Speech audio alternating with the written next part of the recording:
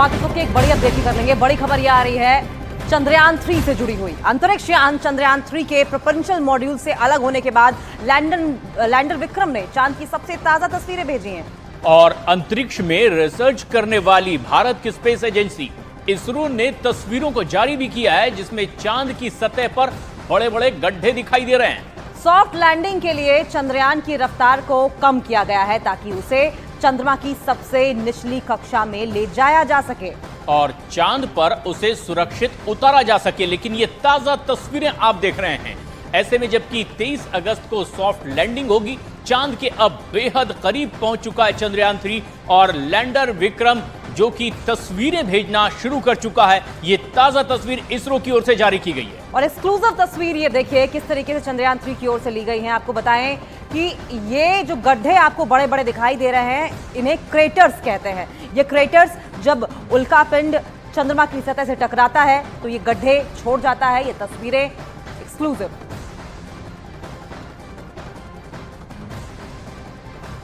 चंद्रयान 3 की कामयाबी की तरफ भारत के कदम अब लगातार आगे बढ़ते चले जा रहे हैं। कुछ घंटों बाद भारत इतिहास लिखने जा रहा है। एक दिन पहले डीबूस्टिंग के साथ चंद्रयान की रफ्तार को कम किया गया था और इसके बाद चंद्रमा की दिशा में चंद्रयान एक और पायदान आगे बढ़ चुका है।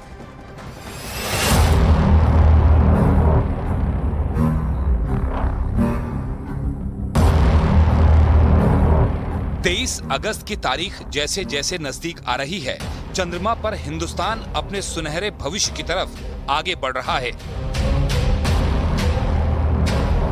हर बार डीबूस्टिंग के साथ चंद्रयान की रफ्तार को कम कर चंद्रमा पर सॉफ्ट लैंडिंग के लिए तैयार किया जा रहा है। इसरो के मुताबिक चंद्रयान 3 मिशन के लैंडर मॉड्यूल को ऑर्बिट में थोड़ा और नीचे, चंद्रमा के थोड़ा और ज्यादा नजदीक पहुंचाने में कामयाबी हासिल कर ली गई है। लैंडर विक्रम और रोवर प्रज्ञान के 23 अगस्त की शाम चंद्रमा की सतह पर पहुंचने की पूरी उम्मीद है। ये बहुत ही हाई प्रिसिशन मैनूवर्स है और अगर कुछ भी गलती हो गया फिर वो और गलती हो सकता है, तो मेरे ख्याल में ऐसा नहीं होगा।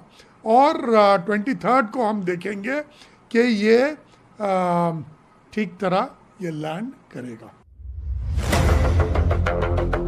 चंद्रयान 3 की सॉफ्ट लैंडिंग के दौरान जो पहली सबसे जरूरी प्रक्रिया होगी वो चंद्रमा की दिशा होगी। इसरो के मुताबिक चंद्रमा पर कई ऐसी जगह हैं जहां की जमीन बेहद ही खराब है और गड्ढों की तादाद ज्यादा होने के चलते लैंडिंग बेहद चुनौती भरी हो सकती है। और दूसरी है चंद्रयान की रफ्तार, जिसे डीबूस्टिंग के जरिए लगातार ही कम किया जा रहा है और उम्मीद जताई जा रही है कि जिस वक्त चंद्रयान की चंद्रमा पर लैंडिंग होगी, रफ्तार के नजरिए से वो बेहद सटीक होगी। देखिए, हाँ, ये जो डी बूस्टिंग मैनूवर्स है, रेट्रोफायरिंग से भी कहते हैं, वो है कि ये पूरे स्पेसक्राफ्ट को धीमा किया जा रहा है। वो बहुत तेज चल रहा है।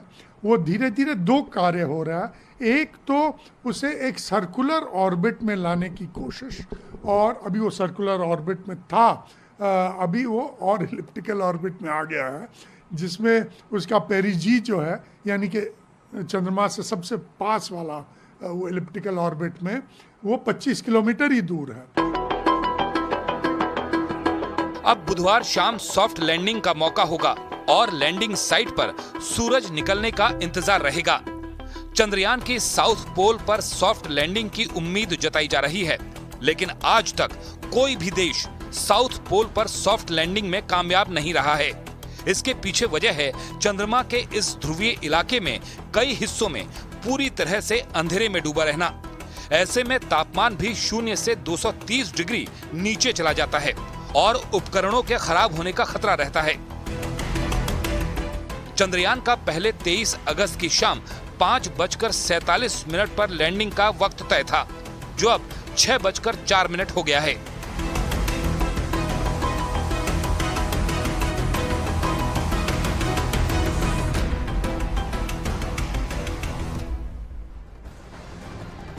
और चंद्रमा की सतह पर सॉफ्ट लैंडिंग किसी भी मून मिशन का सबसे मुश्किल वक्त होता है।